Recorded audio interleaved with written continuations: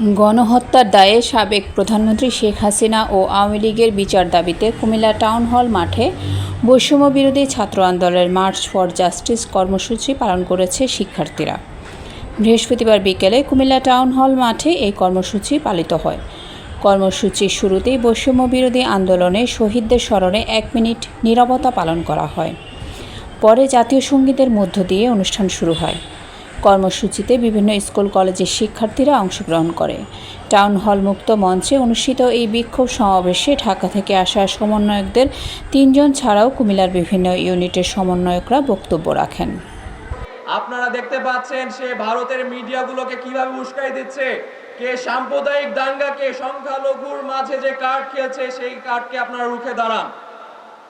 আজকে তারা প্রচার করছে আমাদের সংখ্যালঘু ভাইদের উপরে আমরা আক্রমণ করছি, আমরা তাদের মন্দিরে আক্রমণ করছি, আমরা তাদের বাড়ি জ্বালিয়ে দিচ্ছি।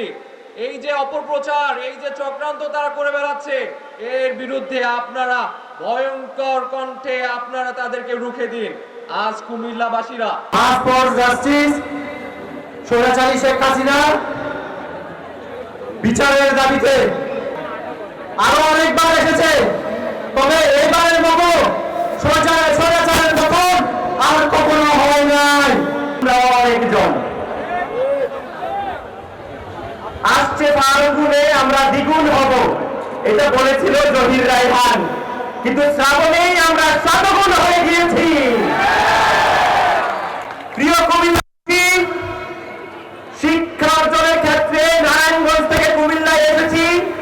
এই কুমিল্লাবাসী যে সংগ্রামের, যে অন্যায়ের বিরুদ্ধে লড়াকু চেহারা তারা দেখিয়েছে, সারা পৃথিবী অবাক হয়ে তাকিয়ে দেখেছে যে কুমিল্লাবাসী কিভাবে অন্যায়ের বিরুদ্ধে বারবার প্রতিরোধ গড়ে তুলেছে, অন্যায়ের বিরুদ্ধে রুখে দাঁড়িয়েছে, স্বৈরাচারী সরকারকে শুধু গদি থেকে টেনে হিচড়ে ক্ষান্ত হয়নি, বরঞ্চ তাদেরকে দেশ ছাড়া করেছে।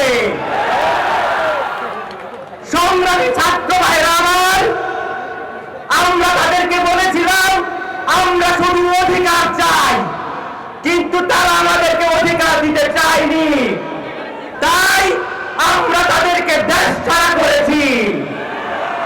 প্রিয় সংগ্রামী ভাইরা আমার, এটা একটা তাদের জন্য বার্তা, স্বৈরাচারী অত্যাচারীদের জন্য বার্তা। এখান থেকে যদি স্বৈরাচারীরা শিক্ষা না নেয়, তাহলে ছাত্র সমাজ বারবার শতগুণ হয়ে ফিরে আসবে। বৈষম্য বিরোধী ছাত্র আন্দোলন কুমিল্লার সংগ্রামী ভাইদেরকে আমরা স্বতঃস্ফূর্তভাবে সহযোগিতা করেছি এতদিন। ভবিষ্যতে দেশ গড়ার পক্ষে আমরা তাদের সাথে ছিলাম, আছি, থাকবো।